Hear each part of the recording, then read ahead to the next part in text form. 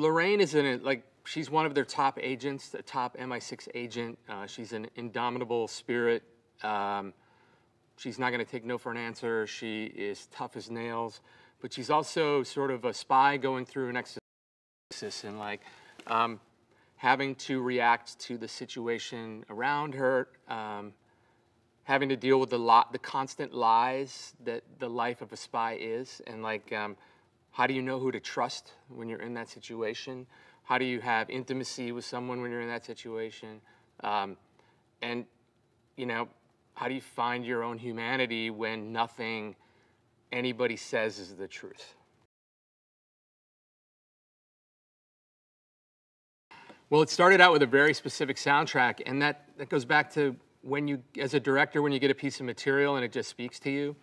You know, I'm reading this Cold War spy thriller, and all I can think about are like, I gotta put, you know, Under Pressure has to be in the movie right here. 99 Luftballons is perfect. Like I'm hearing the soundtrack of the movie come alive as I'm reading it, and I start putting that into the script. And so when I did my first director's pass with Kurt Johnston, we put all of the music cues, and I would say 75% of them stayed. And we would play the soundtrack on set, and I played it in the scout van, and it became sort of the DNA of the movie.